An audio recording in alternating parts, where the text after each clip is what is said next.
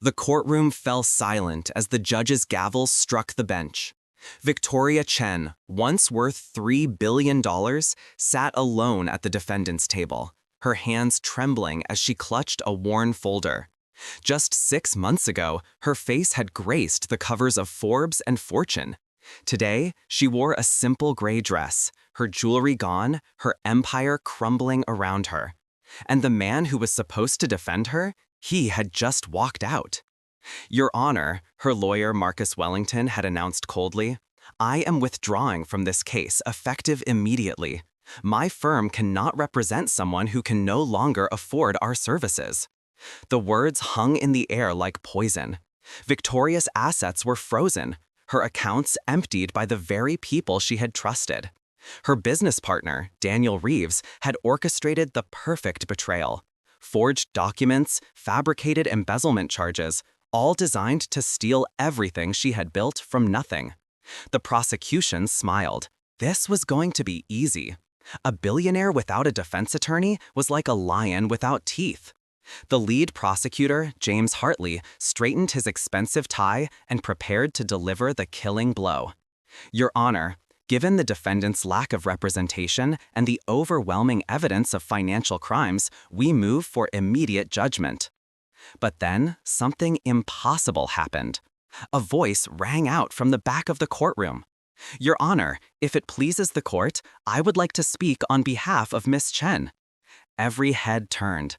Standing in the gallery was a man in a maintenance uniform, a name tag reading Robert Martinez pinned to his chest. He held a mop in one hand, but his eyes burned with a fierce determination that made even the judge pause. "Sir, this is highly irregular," the judge said, removing his glasses. "Are you an attorney?" "No, Your Honor, I'm the janitor. I clean this courthouse every night.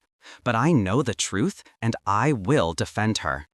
The courtroom erupted. Spectators gasped. The prosecutors laughed. "Your Honor, this is a joke," Hartley bellowed. "This man has no legal standing. He's a janitor." But Victoria Chen's eyes filled with tears, because she recognized him. 23 years ago, when she was a struggling law student, working 3 jobs to pay her tuition, she had found a homeless veteran sleeping on a bench near her university. It was winter. He was freezing. She had given him her coat, bought him a meal, and helped him find shelter. She never asked for thanks. She never told anyone. That veteran was Robert Martinez. "Your Honor," Robert said, stepping forward, "I may not be a lawyer, but I know the law. I spent 15 years working in this courthouse. I've cleaned judges' chambers, prosecutors' offices, defense attorneys' conference rooms. I've read every document left on every desk. I've educated myself. And more importantly, I know Miss Chen is innocent because I have the evidence to prove it." The judge leaned forward. Something in Robert's voice commanded respect. "Approach the bench." Robert walked down the aisle, his work boots echoing in the silent courtroom. From his pocket, he pulled out a stack of documents, carefully preserved in plastic sleeves. "For 6 months, I've been collecting these. Every night after everyone goes home, I've been piecing together the truth." He laid the papers before the judge. "These," he pulled out more papers, "are emails I retrieved from a printer in the prosecution's office, accidentally left overnight, showing communication between Mr. Reeves and Prosecutor Hartley. They've known each other for years. They planned this together." The prosecutor's face went white. "Your Honor, those documents are inadmissible. This man has no authority." But then Robert interrupted. "These documents were in public areas of this courthouse. I have every right to retrieve papers left in trash cans and on desks after hours. And, Your Honor, there's more. 3 months ago, I witnessed Daniel Reeves meeting with Prosecutor Hartley in a parking garage at midnight. I recorded their conversation. He held up an old phone. I know it's not much, but I've learned that truth doesn't need expensive lawyers. It just needs someone brave enough to speak it." The judge's expression changed. "Play the recording." Robert's hands shook slightly as he connected his phone to the courtroom's audio system. And then, clear as day, Daniel Reeves' voice filled the room. Once her assets are frozen, she won't be able to afford Wellington's firm. He'll drop her, and she'll have no defense. The company will be ours, James. Just make sure that judge sees it our way." The courtroom exploded. Reporters scrambled for their phones. The prosecutors began shouting objections. But the judge hammered his gavel again and again. "Order! I will have order!" Victoria Chen collapsed in her chair, sobbing. Not from despair, but from disbelief.